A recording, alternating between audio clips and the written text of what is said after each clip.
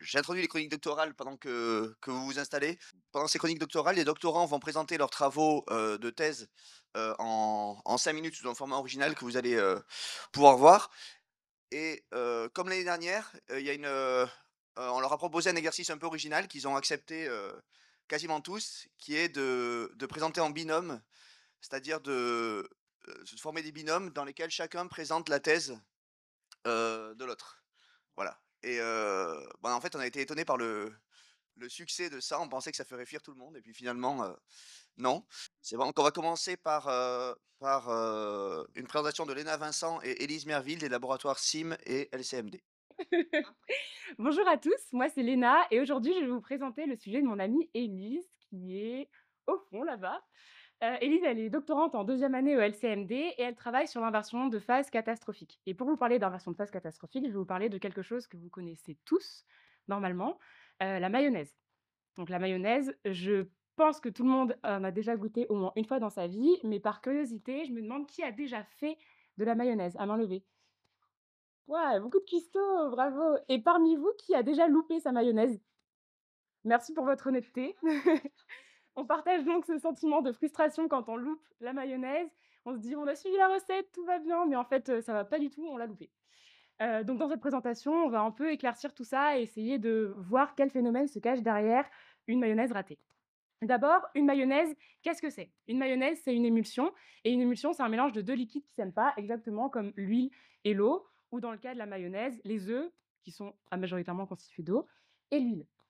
Et donc ces 2 liquides, on va chercher à les mélanger malgré le fait qu'ils soient incompatibles et pour ça, on va utiliser 2 coups de boost. Le premier, c'est vos bras avec un fouet et le deuxième, c'est une petite molécule qu'on trouve naturellement dans les œufs, c'est un tensioactif représenté ici par un œuf.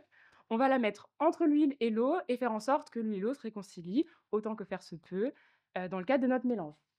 Donc on va mélanger notre huile, notre eau, ça donne une émulsion et une émulsion, ça ressemble à ça si on zoome et qu'on regarde à échelle microscopique, c'est des gouttelettes d'huile dispersées dans de l'eau. Si on reprend notre histoire de mayonnaise, on mélange notre huile, un tout petit peu d'huile, on mélange nos œufs, les condiments que vous avez envie d'ajouter en réalité, et l'idée c'est d'ajouter l'huile petit à petit tout en agitant. C'est ce qu'on va faire. On ajoute l'huile, on agite et on obtient une émulsion qui ressemble à ça. Donc vous l'aurez remarqué, il y a plus de gouttelettes d'huile, toujours dispersées dans de l'eau. Le fait d'avoir beaucoup de gouttelettes d'huile va permettre d'apporter de la texture, texturiser votre mélange et avoir cette onctuosité qu'on attend d'une mayonnaise. Ça va aussi apporter le gras, parce que c'est ce qu'on attend aussi d'une mayonnaise. On est super gourmand, on va continuer à ajouter de l'huile, continuer de mélanger et là, on a loupé la mayonnaise. Pour ceux qui n'ont jamais loupé, de mayonnaise, bravo à vous. Une mayonnaise loupée, c'est très liquide, ça ressemble à une vinaigrette, enfin c'est pas une mayonnaise, c'est une mayonnaise qui est loupée. Et ce qui s'est passé, c'est une inversion de phase catastrophique. On arrive au sujet des livres. Donc, inversion de phase, parce qu'on est passé d'une émulsion avec des gouttes d'huile dispersées dans de l'eau à une émulsion avec des gouttes d'eau dispersées dans de l'huile. Donc, on a inversé l'émulsion. Et catastrophique parce que, pardon, je suis passée trop vite. Catastrophique parce que c'est un événement brutal, inattendu. Vous étiez tranquillement en train de suivre la recette, d'agiter, et là, paf, c'est la cata. Alors, c'est la cata pour vous, mais je vous laisse imaginer à quel point c'est la cata pour des industriels. Quand on a 2 tonnes de mayonnaise ratée, ça va à la poubelle, ça fait mal au cœur, ça fait mal au porte-monnaie. Donc Élise, elle a décidé de relever le défi et d'essayer de comprendre ce qui se passe, parce que les industriels ne comprennent pas ce qui se passe. Pourquoi est-ce qu'on a une inversion de phase? Et comme vous pourriez le faire avec, à la cuisine, Élise, elle prépare des émulsions ou des mayonnaises, elle les loupe et elle modifie différents paramètres. Vous avez loupé votre mayonnaise, vous allez recommencer en modifiant une petite chose pour voir si ça va changer quelque chose. Ce que vous pourriez changer dans votre cuisine, c'est agiter plus fort, c'est ajouter plus d'œufs, donc plus de tensioactifs. Élise, elle aurait rajouté plus de tensioactifs. S'il y a plus de tensioactifs, alors il y a une vraie barrière qui se fait entre l'huile et l'eau, et donc elles auront plus tendance à vouloir se réconcilier et à cohabiter. Ça, c'est 2 paramètres qui vont favoriser le mélange. Par contre, au niveau de l'inversion de phase, ça va pas avoir beaucoup d'impact, vous allez quand même louper votre mayonnaise. Un autre paramètre que vous pourriez moduler dans votre cuisine, c'est la vitesse à laquelle vous ajoutez l'huile. Si vous ajoutez trop vite, l'inversion de phase va arriver plus vite, donc vous allez potentiellement plus louper votre mayonnaise. Donc voilà, Élise, elle fait ça. Elle fait des mayonnaises, elle les loupe, elle se demande pourquoi. Donc merci, pour votre écoute. J'espère qu'avec cette présentation, ceux qui ont déjà loupé leur mayonnaise vont relativiser et se dire: «Bah, c'est pas de ma faute, c'est l'inversion catastrophique de phase» et même Élise, elle sait pas encore pourquoi. Merci beaucoup. Eh bien, bonjour à tous. Donc, je me représente. Moi, c'est Elise, doctorante en deuxième année au LCMD. Et je vais vous présenter à présent le travail de thèse de Léna, qui est doctorante en deuxième année aussi. Et donc, est-ce que vous connaissez Roméo et Juliette? Oui. Ok. Bon, bah, au cas où il y en a qui connaissent pas, ou qui s'en souviennent pas tout simplement, on va quand même faire un petit rappel, parce que c'est toujours bon de connaître l'histoire de Roméo et Juliette. Donc, Roméo et Juliette, c'est l'histoire de deux jeunes gens qui s'aiment éperdument, mais qui ont le malheur de venir de deux familles qui s'aiment pas du tout et même qui se détestent et qui vont s'opposer à leur amour.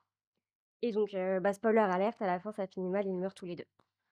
Et donc Léna, dans sa thèse, a décidé de proposer une réécriture de Roméo et Juliette et elle s'est mise en tête de leur obtenir cette fois une fin heureuse. Donc je vais vous expliquer l'histoire de Roméo et Juliette selon Léna. Donc déjà, nos 2 familles, je vous présente la famille PE et la famille Dextrane. Ces 2 familles ont 2 points communs. Premièrement, elles adorent l'eau, mais deuxièmement, elles se détestent.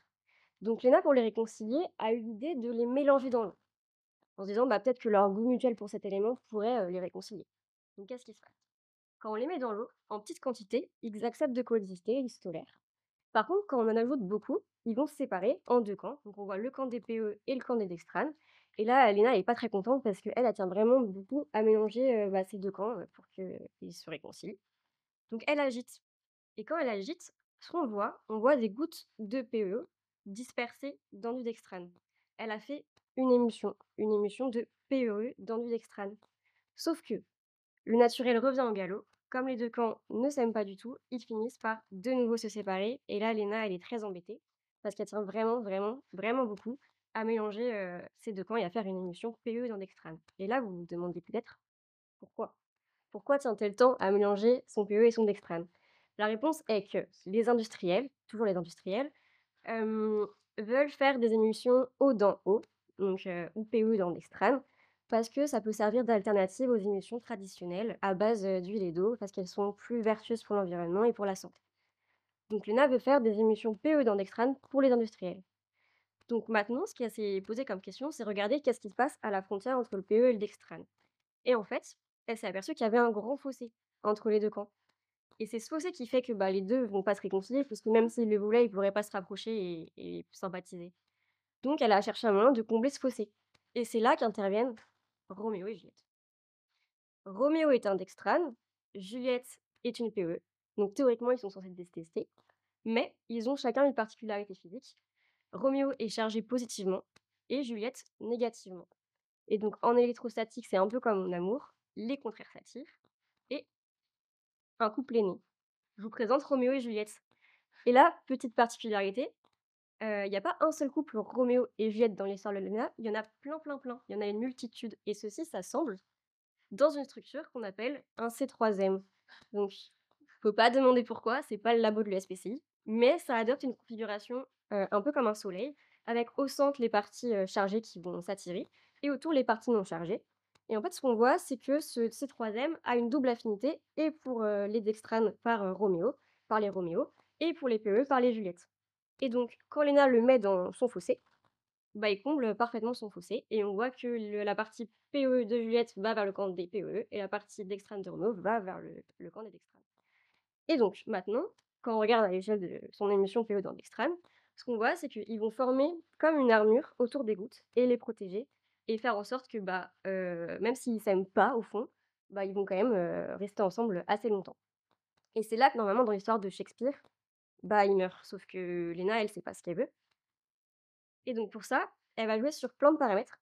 Premièrement, des facteurs environnementaux, comme la température, et après des facteurs plus liés à l'apparence de ces Roméo et ces Juliette, leur nom, etc. L'idée étant de trouver le C3M qui stabilise le plus longtemps possible son émulsion PE d'andextrane. Merci beaucoup de votre attention.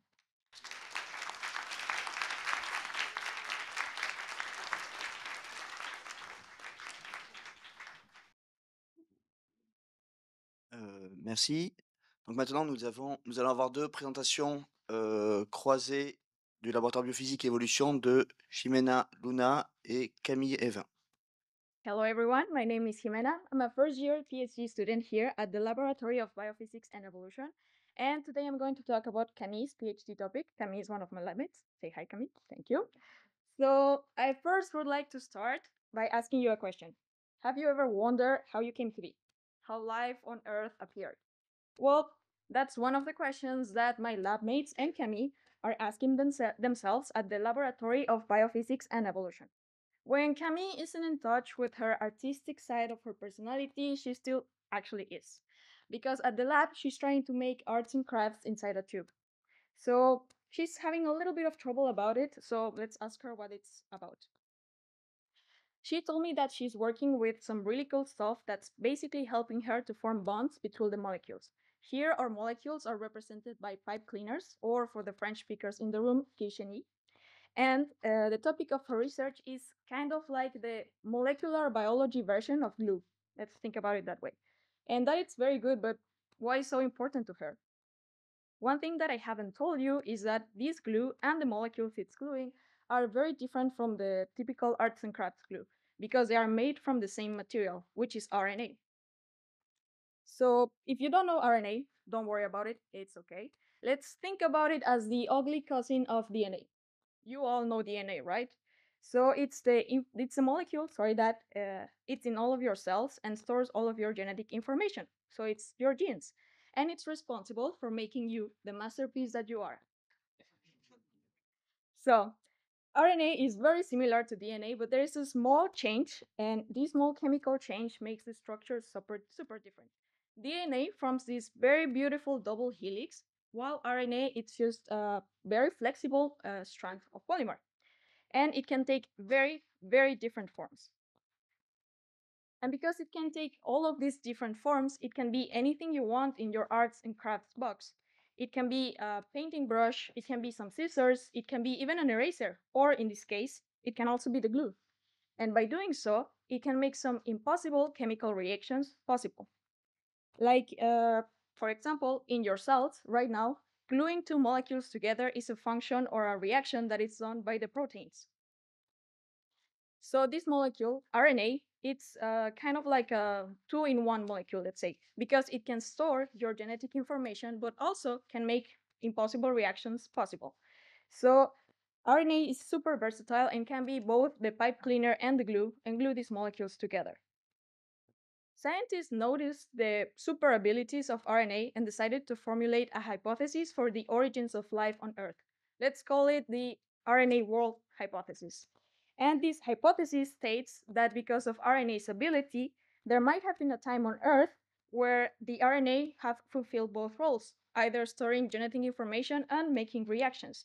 So this double ability make that sometimes primitive forms, maybe sometimes primitive forms on Earth ran on RNA only. But how do you prove that it happened?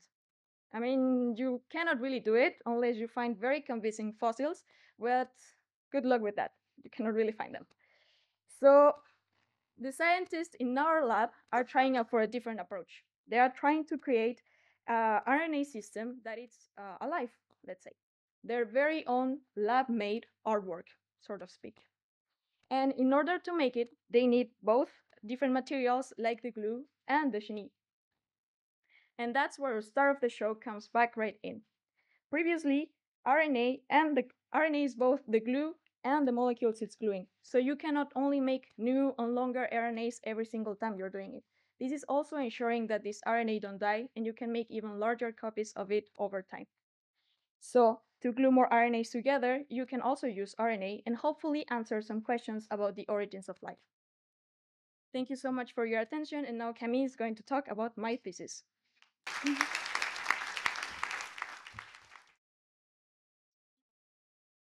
Hi everyone. So as Camilla mentioned, I am Camille, and I'm going to present her PhD topic. So let's take it step by step. Currently, Jimena is working on treating diseases with RNA. You all remember what RNA is, right? If not, don't worry. We saw previously that RNA can take a lot of different shapes, has a lot of different functions, and is everywhere in your cells. Back to the diseases. Imagine you're sick and you need a drug. So doctors are going to look into your symptoms and scientists are going to look into your cells and they find a problem. The problem is inside of your cells. Knowing where the problem is now, we at LBE can design an RNA drug for your defect. The design of the RNA is the tricky part of the process, though. It's pretty much like making carbonara right without the cream. And so you might be wondering why I'm mentioning pasta all of a sudden. Well, according to Jimena, making a good RNA drug is kind of like cooking a good pasta dish. So let's talk about pasta for a bit. When you're making your own pasta dish, you first choose your pasta, you then make your sauce, mix everything together, and if you want to, you can add some toppings like cheese, parsley, etc. Well, to make an RNA therapy, it's the exact same thing. First, you choose a vehicle, then you make your therapeutic RNA, and you can afterwards add a drug that would kind of be like your topping. Seems pretty easy, right? Womp womp. Unfortunately, it is not as easy as it looks. Let me tell you that making a successful RNA dish is as challenging as making a proper carbonara pasta while getting approval from all the Italians in the room. So in order to make your pasta dish, you first have to choose your pasta. There are plenty of different shapes, and it's the same for RNA therapies. There's a lot of different vehicles you can choose in order to put your RNA in. Just so you know, a vehicle works by transporting the sauce, in the case of pasta, into your mouth, and in the case of RNA, transporting the RNA inside your cells. You just have to choose the one that is more suited to the purposes of your dish or of your therapy. Step 2, the sauce. Now we want to make things right, don't we? So we're going to make our sauce from scratch. When you do carbonara, you need to mix all the ingredients in the right way, in the right amount, and in the right order. I won't bore you with the recipe, but we all know we need egg yolks and cheese. You need to be careful though. If you don't mix these ingredients in the right order, or in the right amount, or in the right quantities, you can end with a sloppy mess instead of a nice creamy pasta. Well, in the case of RNA therapies, it's pretty similar. The designs need to be right, and the ingredients called nucleotides, G, A, U, and C, need to be mixed in the right proportions and in the right order. Otherwise, you end with an RNA strand that doesn't quite work out. Now that you have your pasta cooked and your sauce, you need to mix everything together. You need to be careful and make sure that all your pasta is coated with the sauce. For the RNA therapies, it's similar. You need to make sure that RNA is everywhere in your vehicle. Then it's time for the toppings, our third and last step. You can add more cheese to your dish or even crispy guanciale. These toppings make the pasta even better. They add more flavor, make it more interesting. Once again, it's similar for RNA. Think of these toppings as something that helps us get more information. For example, you could put a dye that would help us track the RNA inside the cells, or you could put a medicine in order to have another effect. Overall, these toppings make the RNA drug even better. Now, we both have a very nice dish of carbonara and a very effective RNA therapy. Treating diseases with RNA is possible, since RNA is very versatile and we have a lot of different components we can use. We can get as creative as we want with limited ingredients. When you think about it, pasta and sauce combinations are endless, and so are RNA therapies. It's not as easy as it looks. You might need to master some cooking skills along the way, but overall, Jimena convinced me that making a good RNA therapy is kind of like making a good carbonara. This was Jimena and Camille in duo. Thank you for your attention.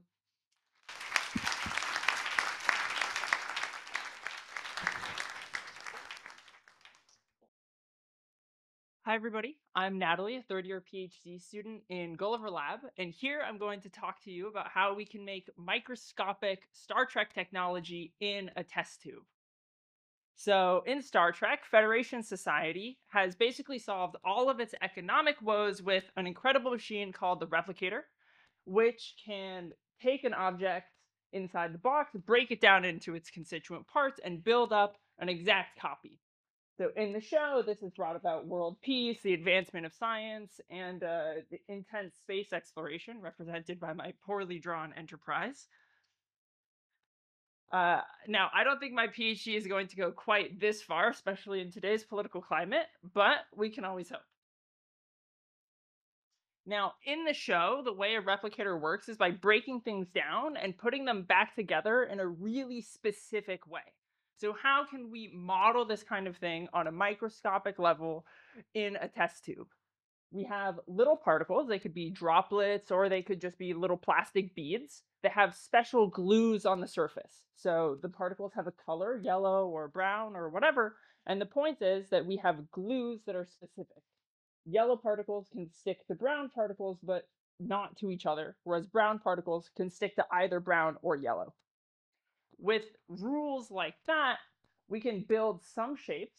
So both of these shapes would be allowed, but there are other shapes that won't be allowed because they require interactions that aren't activated. So, but here, if we're breaking things down and putting them back together the way they do it in Star Trek, we're actually only going to be able to increase our quantity of stuff linearly, whereas we want to do something exponential. So we want to make something even better than Gene Roddenberry, a replicator that can replicate itself, a self-replicator. How do we do this? Well, we need to design all of our interactions and structures so that we can build a self-replication cycle. We start off with our goal structure here, this sort of flower shape, and an auxiliary pair that we're going to copy.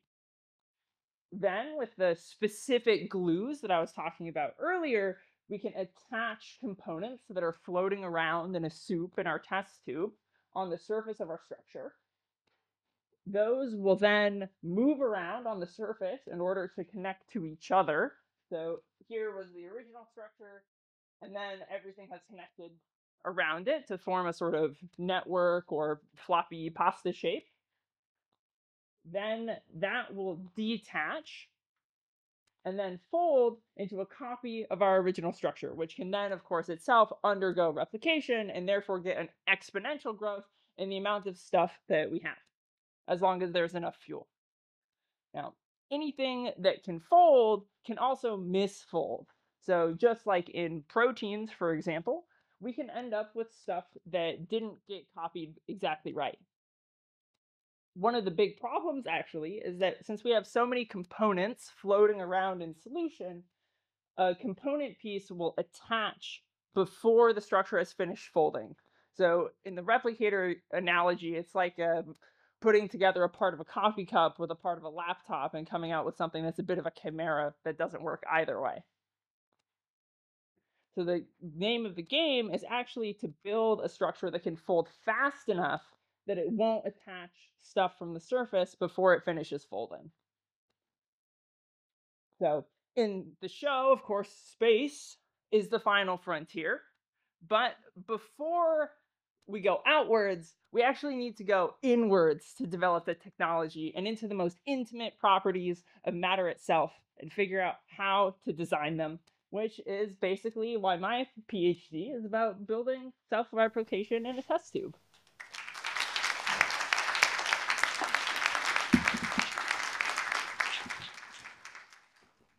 Alors ensuite, nous allons avoir deux présentations de Alice Gava et Claudia Spina du CIM. Bonjour à tous, je m'appelle Alice, je suis étudiante en première année au CIM et aujourd'hui je vais vous présenter la thèse de Claudia, qui est également étudiante en première année au CIM. Vous allez vite le découvrir avec son accent, mais Claudia est italienne et pour l'occasion de ses chroniques doctorales, elle a accepté de nous confier un petit secret, tout droit venu d'Italie celui-là, sur comment cuisiner des pâtes. Et il faut ajouter une cuillère à soupe de l'eau des pâtes dans la sauce. Et je vous jure que c'est vrai, hein, vous pourrez tester. Et pourquoi? C'est parce qu'en fait, ça va permettre à la sauce d'être plus onctueuse et d'adhérer beaucoup mieux aux pâtes.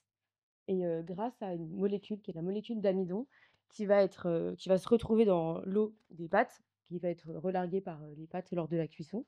Et cet amidon, quand on le met dans la sauce, il va permettre à la sauce d'adhérer beaucoup mieux aux pâtes et d'éviter qu'on ait la sauce qui traîne au fond de l'assiette à la fin. Alors là, j'avais prévu de faire une petite blague en disant que bon, on fait pas de la cuisine au labo, mais vu qu'il y en a qui font de la mayo, je vais la garder.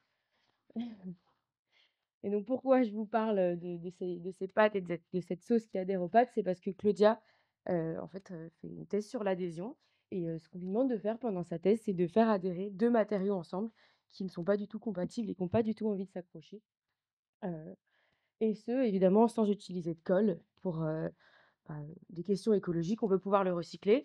Et donc, du coup, ce qu'on lui demande de faire, c'est de réussir à faire adhérer ces 2 matériaux ensemble et également d'être capable de les décrocher pour pouvoir recycler ensuite les 2 matériaux. Alors ces 2 matériaux, c'est du plastique et avant de vous expliquer, comment, elle les accroche ensemble, je vais vous expliquer ce que c'est que le plastique. Le plastique, c'est majoritairement composé de polymères. Et qu'est-ce qu'un polymère? Bah, c'est un ensemble de grosses chaînes, de longues chaînes macromoléculaires. C'est de longues chaînes qui peuvent s'apparenter à, des colliers de perles. Donc c'est plein d'atomes qui vont se répéter côte à côte et ces longues chaînes, elles sont heureuses d'être ensemble, elles vont s'entremêler. C'est ça qui va donner à chaque matériau ses propriétés, mécaniques et cetera. Et dans le cas de Claudia, on a donc 2 polymères, notre polymère bleu et notre polymère rose, qui chacun, ensemble, sont très heureux d'être ensemble. Donc les bleus sont heureux d'être avec les bleus, les roses sont heureux d'être avec les roses. Mais quand on regarde l'interface, bah, ils sont pas du tout heureux d'être ensemble et ils vont pas du tout s'entremêler et donc il y aura juste pas d'adhésion. Et c'est là qu'il faut se rappeler, mon histoire de pâte et d'amidon. En fait, Claudia, elle va, réfléchir un peu de la même façon. Elle va se dire: «Bah, je vais ajouter une petite molécule dans ces 2 plastiques, pour que ces 2 plastiques décident de s'aimer» et cette petite molécule magique, ça s'appelle les vitrimères. Alors qu'est-ce qu'un vitrimère?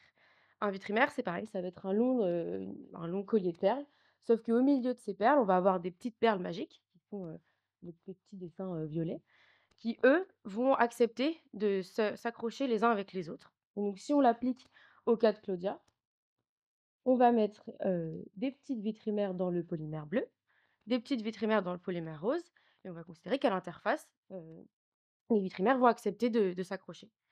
Et ce que je vous ai pas dit, c'est que les vitrimères, elles ont aussi cet aspect, réversible. On va pouvoir les stimuler et leur demander de se décrocher sur commande. Et dans le cas de Claudia, le stimuli, ça va être la chaleur. Donc si on chauffe, on décroche, on recycle et vu que c'est réversible, on peut aussi, refroidir et on raccroche et on réchauffe et on décroche et ainsi de suite. Et donc Claudia, pendant sa thèse, elle a 3 ans pour, optimiser, cette accroche et cette décroche en, mettant, différentes pourcentages, de vitrimères, au sein des 2 matériaux, en regardant en différentes températures pour essayer d'optimiser l'accroche et la décroche, donc l'adhésion et le fait qu'on puisse recycler. Et donc dans 3 ans, on l'espère, Claudia mangera toujours des pâtes, mais elle aura aussi réussi à optimiser, l'adhésion, et la réversibilité de cette adhésion sur ces 2 matériaux. Donc elle sera capable de recycler ces 2 matériaux et elle sauvera la planète. Merci pour votre attention.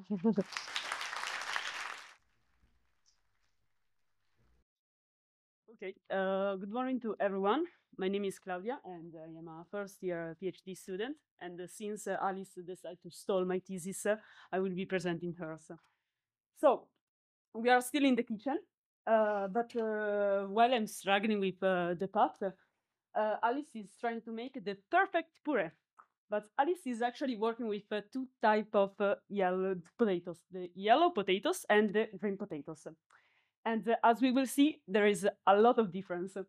So when Alice is working with the yellow potatoes, she just mix the potatoes, a lot of milk, salt, pepper, and then poof, she obtains the perfect puree. The puree presque parfait. So ready for dinner, really good, we can eat it. But then Alice, she wants to use the green potatoes. She used the same recipe. She just add the milk, salt, well, it doesn't work. We obtain a puree that is really solid, and as we can understand, we cannot eat it. So, why Alice wants to use the green potatoes? We can imagine Alice that here in Paris is cultivating some potatoes. Really doable, I think. When she's cultivating the yellow potatoes, she is releasing in the atmosphere a lot of CO2, so not good for the environment. At the same time, when she's cultivating the green potatoes, she's just releasing a small little cloud of CO2. So if Alice wants to make the good choice and be more sustainable, of course, the green potatoes are the way to go. Now, you will be asking yourself, okay, but why are you talking about puree and potatoes? Well, she's not working with potatoes and neither with puree. She's actually working with cement. That's we can imagine as similarities with our puree because the yellow potatoes and the yellow puree is actually the traditional cement, and the green potatoes and so the green puree is actually the cement that Alice is working with. So let's deep into the cement. Why the cement is solidificating? So the cement is, we can imagine that is composed of big dry grains that are shown in the first images on the left. And these big grains, when you add some water, they will just start to absorb water and they will just start to grow. And in a small amount of time, the grains will just touch one to the other, and the cement will just solidify. So if this happens really fast, our Alice the bricklayer will not be able to just lay the cement and use it because it's solid before even laid it down. So in the traditional cement, we are adding some kind of polymer, other ingredients like, I don't know, nuts inside the puree. And what happened is that the polymer that is here represented as a long chain is attaching on the surface of our grains in the yellow puree. And when we add the water, the grains will start to grow, but the polymers will repulse one to the other. So it's like when we take like a magnet and it's not really well aligned, so we will not be able to just connect them. So it means that when the grains are growing, the time needed for the cement to solidify will be longer. So we will be able to just take our cement, we add water, we just lay it down, and in a bigger amount of time, our cement will solidify. Now, okay, then if we go to the green cement, what is happening? We can just add the same polymers and boom, it's worked, no? No. So, when Alice added the same polymer inside the green cement, nothing worked. So, we add the polymer, and the polymer do whatever. It doesn't attach to the grains, so it means that the working, the idea of the repulsion is not working. We add water, the grains will just start to grow, and in a really fast time, the cement is solid. So Alice cannot use it. Now, in the end, what Alice is trying to do? Well, of course, make the green cement as the yellow one with the polymer. So, in the end, in her thesis, Alice will try to just add some other ingredients inside the green cement, maybe some polymers, maybe something else, who knows. And the idea is just to try to use the green cement like now we use the yellow one. And the thing is that stay tuned, because maybe, I say maybe, if ESPCI in 3 years will not still be finished, I don't know. Let's see. Maybe we will be able to build the new side of ESPCI with the amazing green cement, more sustainable, that Alice is working with. Thank you.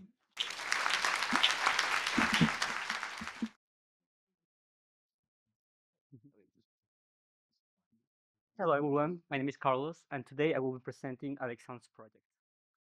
Alexandre wants to save the world by using the hot water from pasta. Wait, maybe if I show it, it's better. And yeah, pasta is incredible. It can be used to build RNA, glue, and now save the world. Imagine that. So, imagine pasta as a big factory. I promise you, it works the same way. When we cook pasta, actually we don't directly cook the pasta. What we do is we boil the water, then we add the pasta, and once it's ready, we throw away the water and recover the pasta, which is a real shame because most of the energy that we use was to boil the water, not to cook the pasta. Well, in the industry, it's the same thing. When we want to produce a bottle, a clothes, or foods, we don't actually directly produce said product. What we do is we build a machine, and the machine is then going to produce the product. And it will always there will always be some heat loss, be some energy loss in the form of heat, like you can see. So Alexandre's aim is therefore to produce a system capable of generating energy from this wasted heat. Okay, that's all well and good, but how does he do it? It's all a question of thermal osmosis. Yeah, and I will explain it. To have thermal osmosis, we need a few things. First of all, we need some water, 2 tanks of water that we have. Then we need some charged molecules inside. We can add, for example, salt for that. Then we need electrodes, which are just some metal bars that would allow us to recover the energy. And then at the end, between the two of them, we need a wall. This wall is really special. It's called a membrane. The membrane will only allow water molecules to go through, and depending on our choice, either positive or negatively charged particles. You can think of it as a nightclub bouncer. So the water molecules, the girls, will be able to go through without any problem. While for the men, we can make the choice depending on their charge, or the positive or negative. If they are too drunk, so high alcohol content, it's a no-go. But if they are sober and mostly chill, well, they're good to go. So yeah, these are the few things that we need: some electrodes, a membrane, water, and charged particles.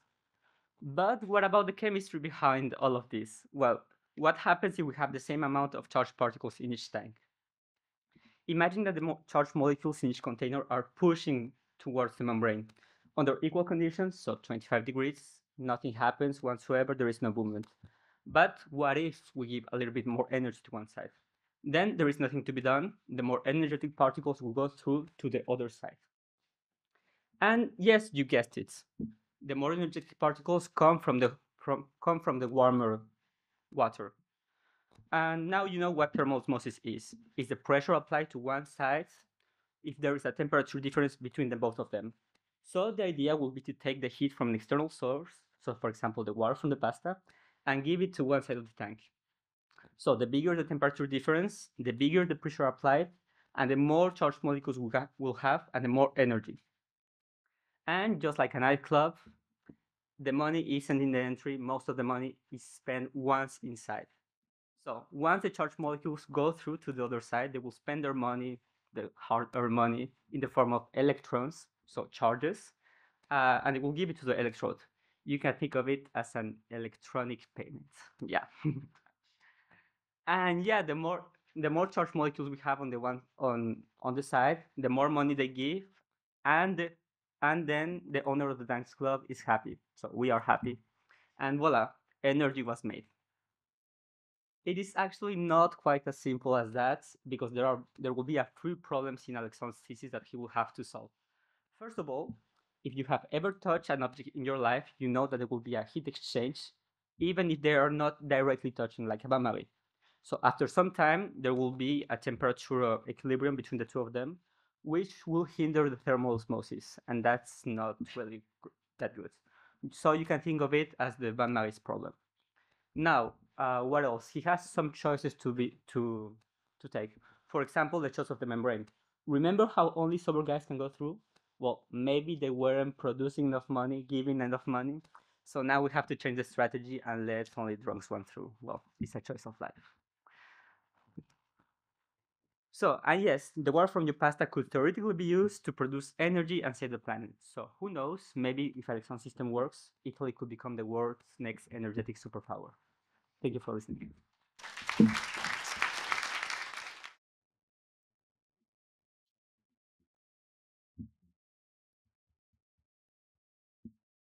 So, hi everyone.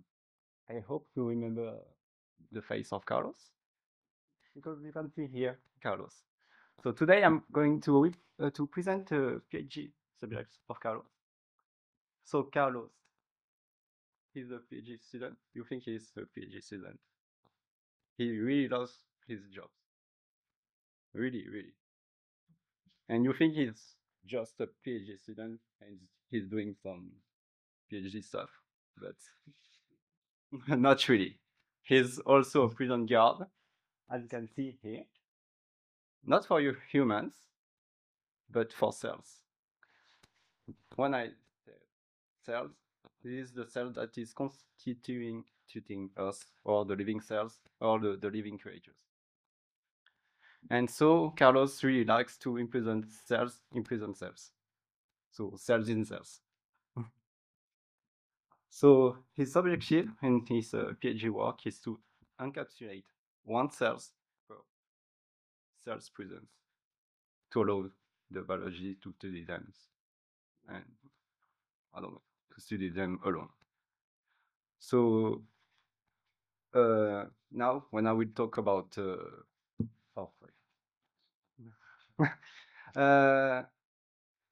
so now when I will talk about living cells, I will refer it to prisoners, and when I will talk about the prison cells, I will talk about prisons. So Carlos has one main objective for now. It's to build the prisons that does not kill the prisoners. So his aim is to build a prison that imprison one prisoners in one prison, and to make it livable for the prisoners. So his second objective is also to bring food and oxygen to the prisoners, like the dog food. So Carlos has to build a prison that is livable, and so he has to investigate the prison's bars. The prison's bar has to be big enough to let the food come to the cells, to the prisoners, and also oxygen. But it has to be small enough to not let them escape from the prison. So it should be still a prison. So now we can ask us how Carlos is making this prison. So to do that, he's using hydrogel to make his prisons. So hydrogel is just mainly composed of water, and usually hydrogel are non-toxic for prisoners, and so it's a good candidate to make the walls of his prison. So it's livable for his prisoners. And now we have to investigate the prison bar. Yeah. And so, to be fair, Carlos doesn't care about the prison bars, but he prefers he is investigating the gap between the prison bars that we can call in our system pores. And Carlos wants to control the pore size to let them into food or oxygen when he wants by temperature. So at a low temperature, he can open the pore size, and at high temperature, so 37 degrees, he can close the pore size. And so he has to find a hydrogel that doesn't kill the prisoners, and that he can modulate the pore size. So for now, this is his job for the first year of his PhD, but it won't be the only thing that he will do. He will do during his PhD. So the next objective will be to pick one cell per prison, and he also wants to put a certain type of cells that you can see. This is a neuron. I don't know what is how to represent it, but this is a neuron. And maybe we will see the next things of what he will do next year.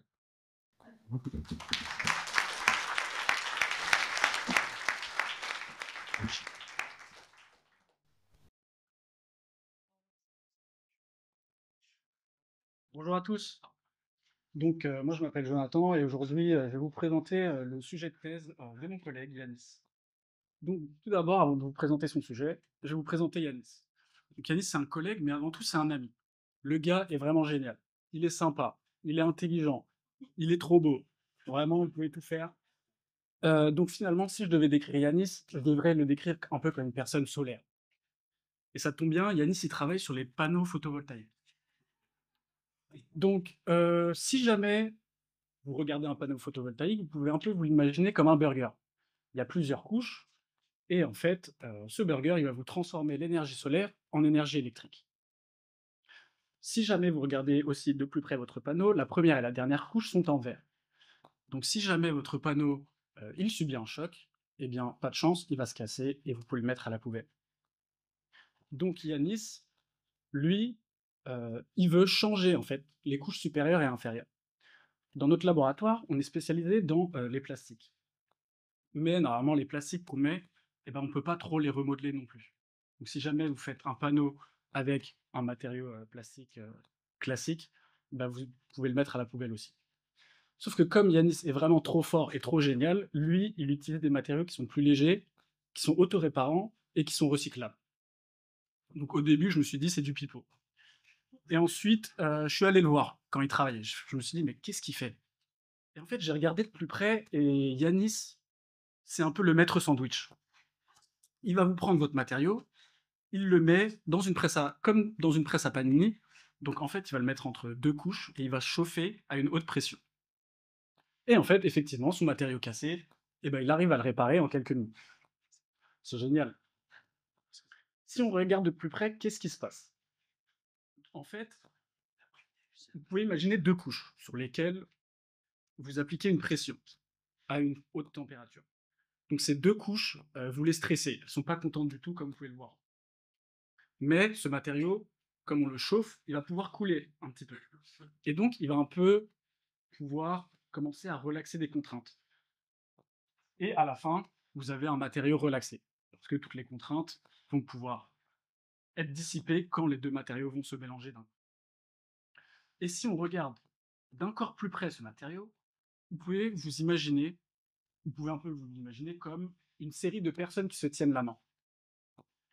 Dans le matériau de Yanis, ce qui est pratique, c'est que ces personnes, si vous leur appliquez un certain stress, elles vont pouvoir bouger. Et donc, vous pouvez vous imaginer un peu ces chaînes comme deux personnes qui dansent, donc qui vont se donner la main et qui vont pouvoir un petit peu changer euh, de position dans le matériau. Et c'est ce qui va permettre en fait ce mélange des deux matériaux. Donc voilà, je vous ai présenté Yanis, son sujet de thèse, et avec un peu de chance, vous verrez les panneaux photovoltaïques de Yanis sur les toits de l'ESPCI à la fin des travaux dans 50 ans. Merci.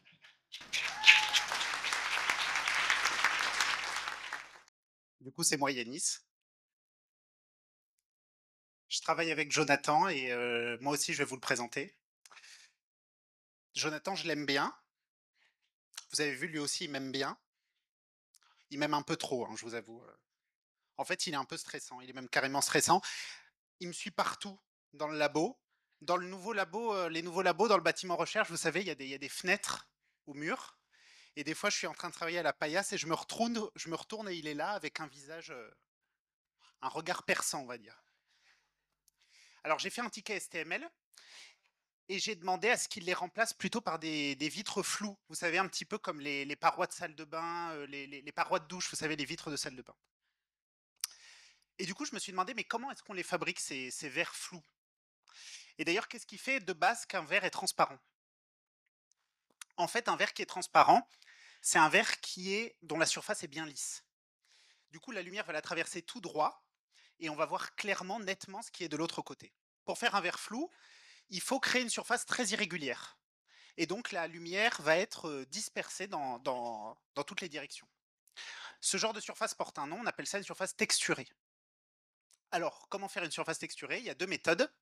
La première, c'est de balancer à haute pression de l'acide sur la surface.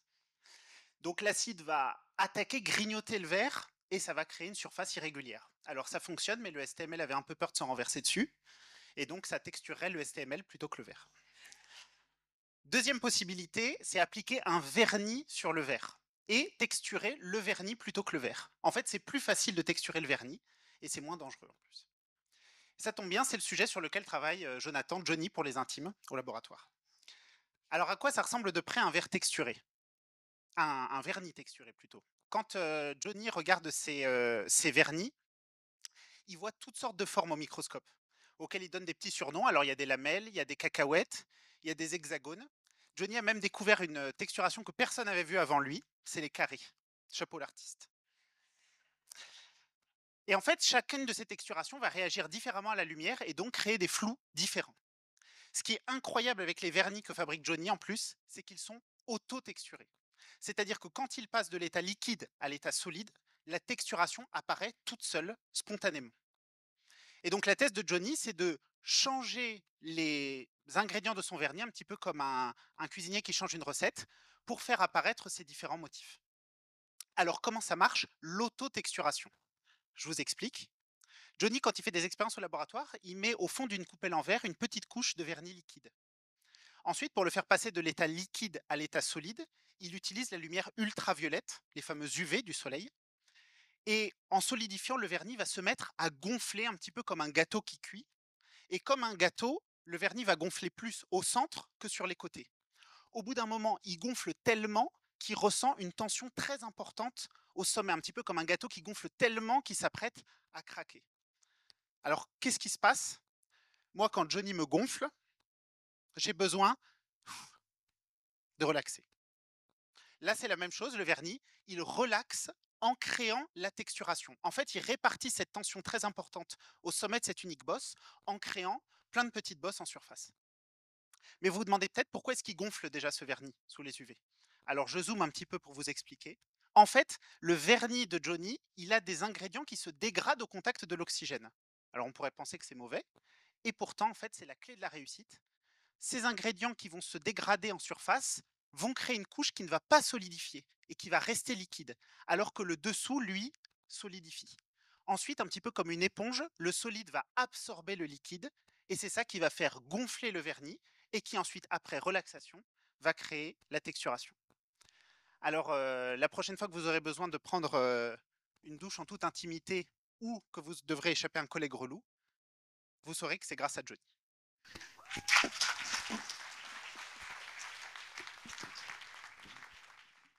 Merci Jonathan et Yanis, donc qui me viennent du laboratoire C3M. Bon, pas laisser le temps de les introduire, je les post-introduis.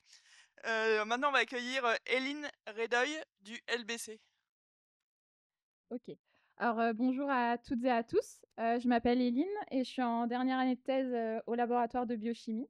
Et donc, aujourd'hui, je vais vous parler d'un des enjeux majeurs du 21e siècle, qui est lié à l'allongement de l'espérance de vie et qui est donc de comprendre, diagnostiquer et traiter la maladie d'Alzheimer. Donc, la maladie d'Alzheimer, c'est une maladie du cerveau que tout le monde connaît.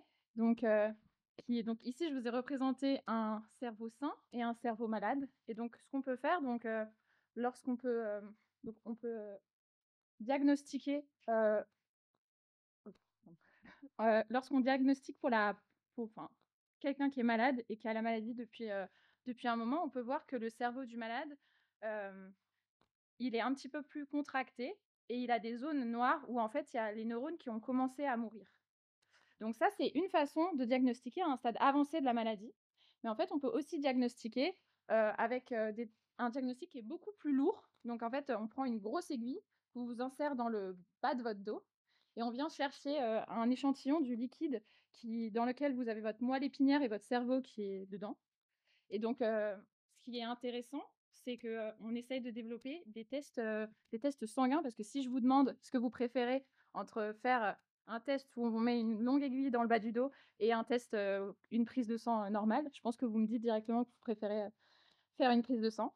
Et donc, ce qui est intéressant ici, c'est que le challenge, c'est de pouvoir détecter donc, le marqueur, donc un des marqueurs connus de la maladie d'Alzheimer, qui est en fait une protéine qui est dans une forme particulière et qui du coup dysfonctionne. Donc là, vous pouvez me demander, qu'est-ce que ça veut dire une protéine qui est dans une forme particulière? Donc, pour ça, je vais vous rappeler ce que c'est qu'une protéine. Donc une protéine, c'est un produit, c'est le produit d'un gène. Donc en fait, vous avez votre ADN dans vos cellules et l'ADN va être comme la recette pour, vos différentes protéines. Et donc c'est comme en France, on sait très bien faire le pain. Donc nos boulangers, nos boulangères, ils savent le faire, donc ils ont leur recette. Mais en fonction des ingrédients qu'ils vont utiliser, du temps qu'ils vont y consacrer, du temps qu'ils vont laisser relaxer la pâte, vous allez avoir différents types de pain. Donc ici, par exemple, vous avez du pain de seigle ou du pain de mie normal. Et donc, c'est ce qu'on appelle en biologie les isoformes. Donc, de la même façon que vous avez votre recette qui est le gène, En fait, vous avez vos protéines qui sont des protéines qui sont similaires en fonction, mais qui ne sont pas exactement les mêmes. Et en fait, au-delà de ça, il y a un deuxième niveau de complexité qui est que le pain, c'est bon comme ça, mais vous pouvez ajouter des petits toppings, mettre un petit peu de houmous, une petite tomate. Et donc, en fait, ces modifications supplémentaires, elles viennent diversifier encore plus toutes vos tartines. Et donc, ici, vous pouvez avoir rien sur le pain, vous pouvez avoir des tomates, vous pouvez avoir de l'avocat. Et donc, tout ça, c'est ce qu'on appelle les protéoformes.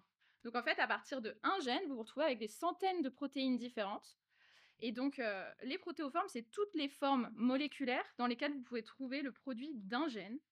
Et ça, c'est intéressant de le comprendre, particulièrement pour la maladie d'Alzheimer, puisqu'en fait, si on retourne à ce dont je vous ai parlé au début, d'essayer de faire un test dans le sang, c'est comme si je vous présentais en fait un plateau avec toutes les petites tartines. Et là, je pense que vous voyez une qui est un peu bizarre, où on a un petit peu abusé sur les tomates. Et donc, en fait, c'est ça qu'on essaye de détecter. Donc là, vous la voyez très bien parce qu'il y en a une seule parmi 10. Mais en fait, dans la réalité, vous en avez une parmi des milliers. Et donc, mon travail de thèse, c'est de développer des méthodes pour être capable de détecter cette molécule dans des échantillons qui sont très complexes. Et donc, de pouvoir voir cet événement rare qui est donc marqueur du dysfonctionnement. Et donc, ce qui est encore plus intéressant, c'est que là, je vous l'ai présenté sur la maladie d'Alzheimer, mais on peut appliquer ces méthodes à plein d'autres choses. Et aussi, en fait, les protéoformes, ici, c'est un exemple de marqueur de la maladie. Mais en fait, les protéoformes, vous en avez partout dans votre corps. C'est ce qui fait fonctionner votre corps. Et parfois, en fait, le protéoforme, c'est ce qui va faire que vous êtes en bonne santé. C'est ce qui va faire que vous allez développer l'immunité dont vous avez besoin. Donc, c'est ces modifications-là qui vont faire que ça fonctionne. Et donc, en fait, c'est la clé pour des avancées majeures en biologie et en santé. Voilà. Merci beaucoup. Alors, on va clore ces chroniques doctorales avec un dernier duo qui est formé de Anne Rousseau et Antoine Breuzot du CIM. Alors bonjour à toutes et à tous. Aujourd'hui, on va vous parler de science, certes, mais surtout d'une belle histoire d'amitié. Une histoire d'amitié entre deux doctorants qui ont commencé leur thèse en même temps il y a déjà 2 ans et demi. Ils discutent beaucoup, à midi, mais pas que. Et ils discutent entre autres de leur thèse, bien sûr, mais aussi de leurs soucis, de leurs encadrants, de leur couleur préférée, le jaune pour lui, Et le violet pour elle. de badminton et d'apéro. Alors le premier personnage de cette histoire, c'est Anne. Et Anne, bon, entre nous, c'est le plus sérieux. Et Anne, elle se considère un petit peu comme un petit poisson. Et comme tous les petits poissons, elle adore faire des bulles dans l'eau. Alors c'est même comme ça qu'elle a trouvé son sujet de thèse, à savoir les mousses. Une mousse, c'est une dispersion de bulles d'air serrées les unes contre les autres dans l'eau. Alors Anne, pour faire ses mousses, bulle dans l'eau, comme un petit poisson. Et malheureusement, toutes les bulles qu'elle forme éclatent. Elle doit rajouter un troisième ingrédient pour que ces bulles restent stables. Et cet ingrédient, vous le connaissez, vous l'utilisez sous la douche, c'est le savon. Le savon, il est constitué de petites molécules qu'on appelle tensioactifs dans notre jargon. Et ces tensioactifs ont l'aimable propriété d'aimer à la fois l'eau et l'air. Plus précisément, leur tête aime l'eau, tandis que leur queue préfère l'air. Alors, pour satisfaire cette dualité, elles vont s'organiser autour des bulles d'air, la tête dans l'eau et la queue dans l'air. Et c'est comme ça qu'on arrive à créer une coque protectrice tout autour de la goutte, de la bulle, pardon. Et c'est ça qui permet de stabiliser des mousses. Anne bulle donc dans une eau savonneuse pour faire des mousses. Le deuxième protagoniste de notre histoire, bien plus loufoque, est Antoine. Venant d'une province lointaine où il a dû trouver sa pitance pour assurer sa subsistance, Antoine s'est pris de passion pour la pêche, et plus spécifiquement pour les filets de pêche. C'est d'ailleurs comme ça qu'il a choisi son sujet de thèse. Il synthétise des microgels. Les microgels, ce sont comme de microscopiques filets de pêche où les cordes sont en fait des longues chaînes de molécules qui s'en mêlent, et pour leur conférer encore plus de solidité, on fait des nœuds dans ces cordes, tout comme dans un filet. Les nœuds sont ici des réticulants et ils sont très importants dans la thèse d'Antoine car ce sont ces nœuds qui rendent ces microgels uniques. Ils ont en effet 2 propriétés bien particulières. La première, c'est que ces réticulants sont roses. Ça a l'air de rien comme ça, mais c'est très utile parce que ça permet de visualiser où sont les nœuds dans le filet, où sont les réticulants dans le microgel. Leur deuxième avantage est que Antoine peut choisir là où il les place, justement. Il peut choisir de placer ces nœuds de façon très régulière, régulièrement espacée, ce qui donnera lieu à la formation de microgels dits homogènes, ou au contraire, concentrer tous les nœuds au cœur du filet, qui donnera des microgels hétérogènes qu'on appelle cœur-couronne.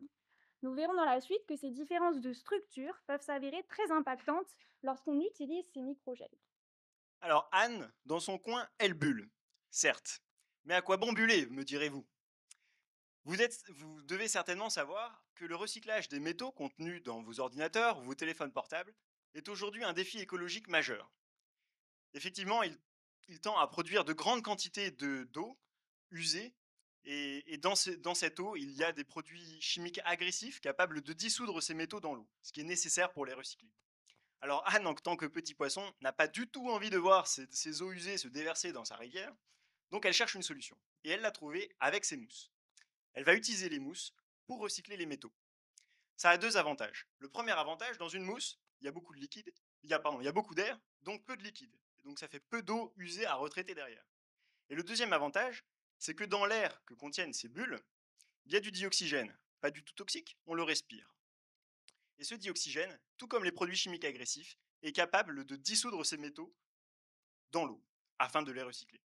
Anne fait donc des mousses pour recycler les métaux. 2 années passent ainsi, chacun a planché sur nos sujets de thèse respectifs. On bouge, bien sûr, on change de bureau au gré des départs de docteurs et du déménagement, mais on tient à rester toujours dans le même bureau. Cette complicité nous est nécessaire pour affronter les moments difficiles inhérents à toute thèse. En effet, les pleurs de l'un sont toujours consolés par l'autre, et les fous rires sont contagieux. Un jour particulièrement sombre, j'arrive dans notre bureau. Bon, je ne vous le cache pas, milieu de matinée. Évidemment, Anne est déjà présente et elle a l'air de se tirer les cheveux. Elle tire une tête de 6 pieds de long. Elle est en train d'errer dans ces eaux profondes et sombres de la thèse. Donc j'essaye de l'aider en tant que fidèle ami. Et en tant que pêcheur, ma façon de l'aider, c'est de lui jeter un filet, afin de la repêcher. J'espère peut-être naïvement que la couleur de ce filet lui permettra à nouveau de voir la vie en rose. La veille, j'avais fait des expériences jusque tard, elles avaient toutes raté. Ce matin-là, j'étais arrivée tôt pour bosser sur les analyses et trouver la faille, sans succès. Ça faisait déjà 2 heures que je bossais dur comme ça, quand je vois notre pêcheur arriver, tout dépenaillé, mais frais comme un gardon. Il a le don de me fatiguer dans ces moments-là. Je lui jette un regard noir et essaie de me remettre à mes données. Mais sans succès, il s'agite. Rustre comme il essaye maladroitement de me remonter le moral. Histoire de lui signifier que j'aimerais avoir la paix, j'évite son vieux filet usé et fais ce que je fais de mieux, je lui souffle une bulle. Et la malheur. Bonheur! Mon filet, évidemment, rate le poisson, mais ça j'ai l'habitude. Mais surtout, il s'empêtre dans cette bulle. Et là, oh surprise, la bulle est stable, elle n'éclate pas. Alors on se regarde et on comprend à ce moment qu'on vient d'ouvrir une porte entre nos deux sujets qui a priori n'avaient rien à voir. Et cette porte, c'est la stabilisation des mousses par les microgels. Très heureux de cette découverte, on se lance avec joie et passion dans les premiers tests. Et les premières expériences sont plutôt concluantes. On forme de jolies mousses roses et stables. Rien n'a été trop fait dans la biblio à ce sujet, alors avec l'accord de nos encadrants, on décide de se lancer pleinement dans le projet. C'est la grande liberté de la recherche académique. On se rend compte assez vite que nos expertises mises en commun permettent de faire avancer très vite ce nouveau projet. On comprend d'ailleurs que ces microgels adorent aller à l'interface. Ils aiment s'absorber autour de ces bulles. Alors évidemment, un microgel, c'est tout petit devant une bulle. Donc on peut en absorber beaucoup à l'interface de la bulle. Et comme ils veulent tous y aller, eh bien, ils doivent se serrer les uns contre les autres. Et quand ils se serrent, inévitablement, ils s'en mêlent. On dit qu'ils s'enchevêtrent. Alors pour les filets, c'est un sacré problème. J'en sais quelque chose, j'en ai passé du temps à démêler des filets. Mais pour les microgels, c'est génial en fait. Parce que c'est cette façon de s'emmêler qui leur permet de créer cette coque protectrice, cette armure extrêmement stable entre les bulles pour stabiliser la mousse. On observe aussi que la structure des microgels dont je vous parlais précédemment a un gros impact sur les mousses formées. En effet, selon que les nœuds sont répartis de façon régulière dans le filet ou non, Cela va changer la capacité du microgel à s'accrocher à l'interface, à s'absorber, mais cela va aussi changer ses capacités à s'étaler, à s'emmêler avec ses voisins, à s'enchevêtrer et donc ultimement changer les bulles formées dans les mousses. Ainsi, les microgels les plus homogènes donneront lieu à la formation de grosses bulles, tandis que les microgels les plus hétérogènes, cœur-couronne, donneront lieu à la formation de petites bulles, ce qui, à son tour, va influencer les expériences ultérieures. Donc travailler ensemble nous permet d'avancer efficacement dans ce nouveau projet. Et un peu comme le jaune et le violet, nous nous rendons compte que nous sommes complémentaires, tant d'un point de vue expérimental, au labo, lorsque nous échangeons nos techniques de manip, que du point de vue plutôt théorique, au bureau, lorsque nous discutons pendant des plombes de ce sujet pas si simple. Bien sûr, travailler ensemble apporte aussi son lot de difficultés. Entre autres, les habitudes de travail sont modifiées. Qu'Anne consigne dans son cahier de labo la totalité de mes moindres petits gestes que je fais. Antoine, quant à lui, enchaîne les manips de Quampayas sans jamais rien noter. Alors, collaborer est l'occasion de réaliser qu'être scientifique, ce n'est pas travailler seul dans sa bulle, même si j'aimais ça, mais aussi apprendre à écouter, À interagir, à partager, à reconnaître ses torts et ça, je à pèse, avoir confiance en ses idées. mais aussi en celle de l'autre. Oui, bon. Alors, alors, c'est la partie qui est difficile. J'apprends à mettre du jaune dans mon violet. Et moi à mettre du violet dans mon jaune. Ainsi, aujourd'hui, notre poisson et notre pêcheur ne se contentent plus de barboter seuls dans leur mare, ils explorent ensemble l'océan des possibles. Oui, enfin, on rédige notre thèse, quoi. Alors, d'ailleurs, il faudrait peut-être y aller, donc si on peut conclure. Bon, en bref, si vous avez compris comme nous que pour être un bon chercheur, il est très important d'échanger, vous comprendrez pourquoi Antoine et moi avons choisi de continuer à nous serrer les coudes pour avancer chacun dans notre voie.